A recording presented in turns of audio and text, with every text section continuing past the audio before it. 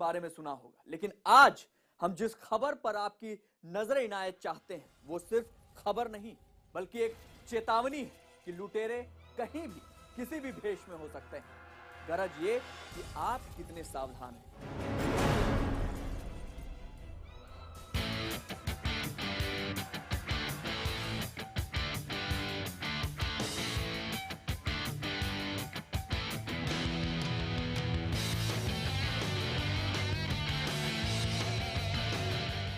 फिल्मों की ऐसी तस्वीरें अक्सर दर्शकों के दिलों की धड़कनें बढ़ा देती हैं।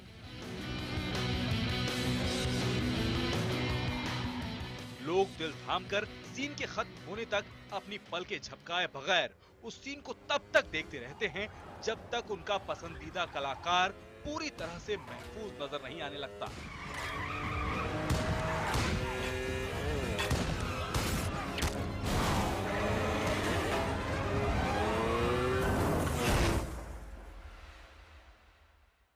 और फिर सीन के खत्म होते ही तालियों की गड़गड़ाहट से समूचा हॉल गूंज उठता है।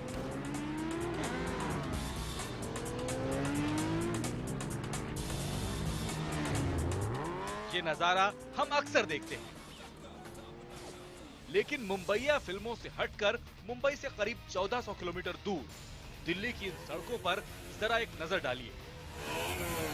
बस यूं समझ लीजिए, आप इस मोटरसाइकिल और उसे चलाने वाले को देखेंगे तो बस उसके हुनर की तारीफ करने से खुद को शायद ही रोक सकें।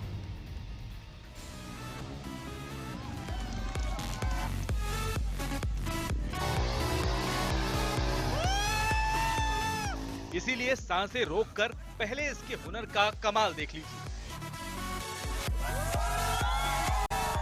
क्योंकि इसके बाद इसके जिस हुनर की बात हम करेंगे उसे देखकर तो खुद दिल्ली पुलिस भी बस देखती ही रह गई।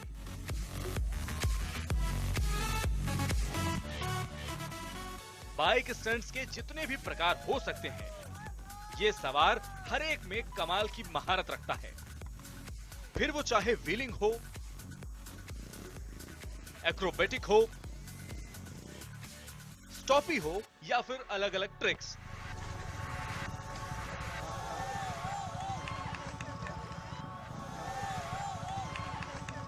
ये स्टंट की दुनिया में वो नाम हैं जिन्हें बाइकर बड़ी ही शान के साथ लेते हैं, और अगर गलती से किसी के मुंह से ऐसे कोई शब्द निकल पड़ते हैं तो उन्हें वो करने से बाज नहीं आता।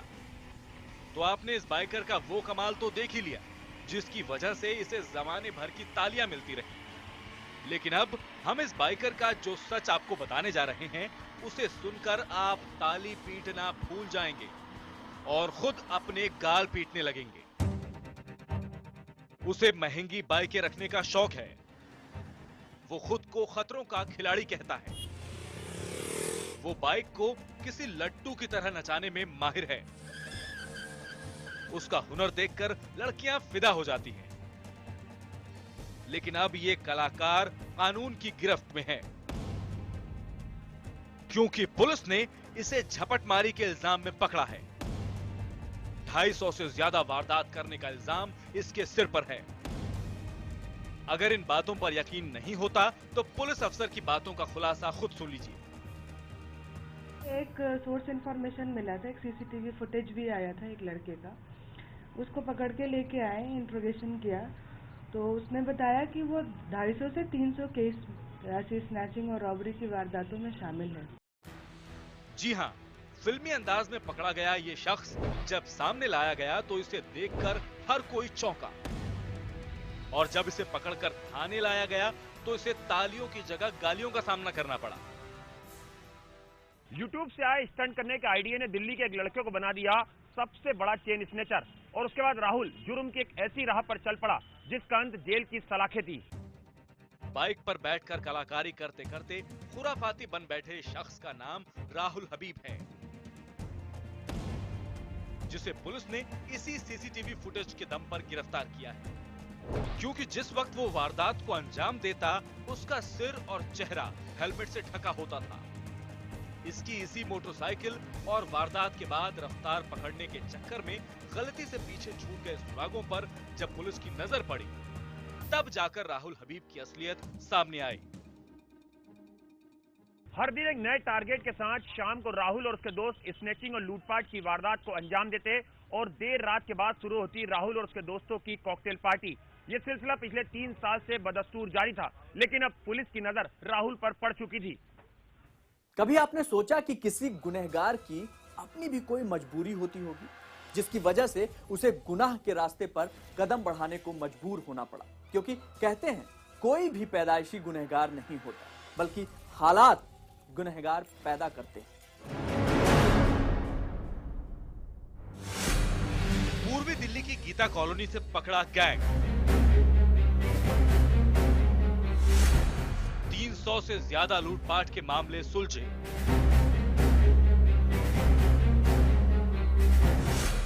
इंदिरापुरम, गाजियाबाद, NH24, गीता कॉलोनी और सेंट्रल दिल्ली में वारदात। सीसीटीवी फुटेज भी आया था एक लड़के का, उसको पकड़ के लेके आए, इंट्रोगेशन किया तो उसने बताया कि वो 250 से 300 केस ऐसी स्नैचिंग और रॉबरी की वारदातों में शामिल है। 20 मोबाइल फोन्स, दर्जनों डेबिट कार्ड्स और ज्वेलरी बरामद हुई। 1000-1500 की मामूली कीमत में बेचते थे मोबाइल फोन। एक दिन की कमाई 4000 रुपए से भी ज्यादा। चोरी की काली कमाई से खरीदी थी स्पोर्ट्स बाइक। इनसे 20 मोबाइल, दर्जनों क्रेडिट और डेबिट कार्ड और इनसे ये सारे के सारे आरसीज वगैरह बहुत सारे मिले हैं और ज्वेलरीज मिली हैं। अब जरा इन शातिरों की वो कारस्तानियां भी सुन लीजिए जिसकी वजह से पुलिस इन लोगों के पीछे हाथ धोकर पड़ी हुई थी। 22 दिसंबर 2016 लूटपाट के दौरान महिला ऑटो से गिरी और कोमा में चली गई। एक बड़ा ही अनफॉर्चुनेट इंसिडेंट हुआ था जिसमें एक लेडी मूलचंद फ्लाईओवर पर ऑटो में ट्रैवल कर रही थी और इन्होंने एक बैग स्नैच किया। स्नैच करते ही उसको गिरा दिया था ऑटो से बाहर and that lady was seriously injured और वो हॉस्पिटलाइज भी हो गई थी। 4 जनवरी 2017 कजाकिस्तान के वैज्ञानिक से की थी सरेआम लूटपाट। एक सीनियर सुपरिटेंडेंट जियोलॉजिस्ट हैं ONGC विदेश में, कजाकिस्तान में, उनके साथ रॉबरी की गई जब वो एयरपोर्ट के रास्ते जा रहे थे। इनसे 20 मोबाइल, दर्जनों क्रेडिट और डेबिट कार्ड्स मिले हैं और ज्वेलरीज मिली हैं। सिर्फ मोबाइल फ़ोन से कमाई 4000 से 5000 की थी। ये इस कमाई का अय्याशी में जो है अपना लाइफस्टाइल जो है उसमें यूज़ करते थे और गर्लफ्रेंड्स के ऊपर खर्च करते थे। उनका कोन स्नैचिंग से इसने शुरुआत करी। बोला कि 2-3 कोन जब भी स्नैच कर लिया तभी हमें लगा कि we can go for mobile snatching and all. बकौल पुलिस जिस राहुल और हबीब को चोरी, लूटपाट और झपटमारी के इल्जाम में पकड़ा है, दरअसल लूट का सारा प्लान बनाता था वो नाबालिग दोस्त जो फिलहाल बाल सुधार गृह भेज दिया गया है, क्योंकि वही उन तमाम इलाकों और ठिकानों के बारे में राहुल को बताता था जहां शिकार आसानी से मिल भी जाते थे। लेकिन उससे भी ज्यादा दिलचस्प है ये, यहाँ पुलिस ने उन सामानों की नुमाइश की है जिसे राहुल और उसके साथियों के पास से जब्त किया गया। इस बरामदगी के सामान में सबसे दिलचस्प है ये प्लेट।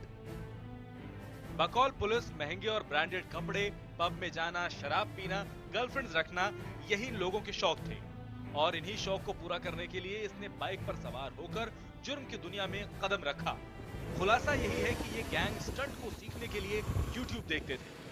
महंगे शौक का मुरीद राहुल रानीखेत का रहने वाला था और उसने 12वीं तक की पढ़ाई की थी।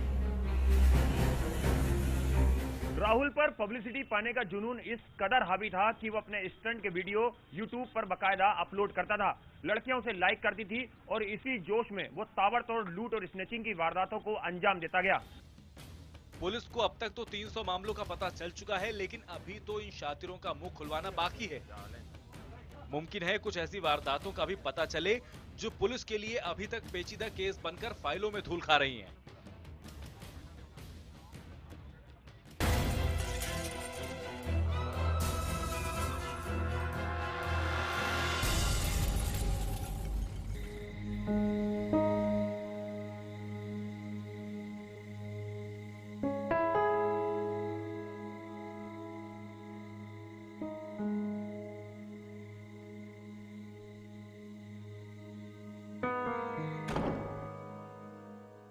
मैं एक बेटी हूँ और मेरे पापा मेरे पापा तो बहुत गंदे हैं, बहुत गंदे।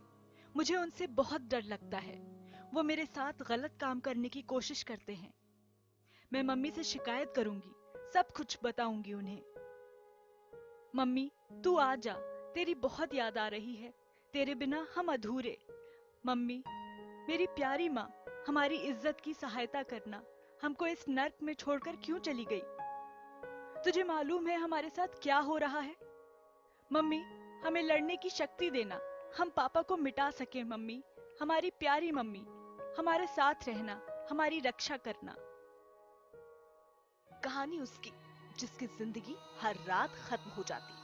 कदमों की वो आहट पास आती तो दिल थम जाता, सांसें सहम जाती और वो घर के कोने में ऐसे सिमटी कि कोशिश करती जिससे बच जाएगी। बिस्तर पर सिकुड़ती, लेकिन अंदर घुसते वो हाथ उसे नोचने की कोशिश करेंगे, ये उसे पता था। बताती भी किसे और कैसे, जब गुनहगार कोई और नहीं बल्कि खुद वो था जिसकी सरपरस्ती में दुनिया की कोई भी बच्ची खुद को सबसे ज्यादा महसूस समझ सकती है। वो पिता था, सौतेला था, पर था तो पिता। देवास की झुग्गियों से निकली इस इबारत ने पूरे मुल्क में सनसनी फैला दी। बस्ती में रहने वाले अर्जुन के लौटने के साथ उसकी 11 और 12 साल की दो बेटियां दहशत में डूब जाती थीं, क्योंकि उन दोनों को अर्जुन का छूना अच्छा नहीं लगता था। बेटियां रोती, जोर जोर रोती, तब पड़ोसियों के डर से वो बेशरम हाथ रुक जाते। वो हर रात जबरदस्ती करने की कोशिश करते। वो इतने बड़े और मैं इतनी छोटी। करूं भी तो क्या?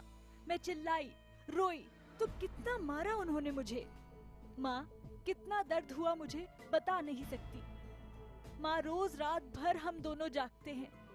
मैं अपनी कमर में दुपट्टा बांध कर सोती हूँ, छोटी के भी बांध देती हूँ, ताकि अगर बापू कपड़े खोलने की कोशिश करें तो नींद खुल जाए। लेकिन हम कब तक बच पाएंगे?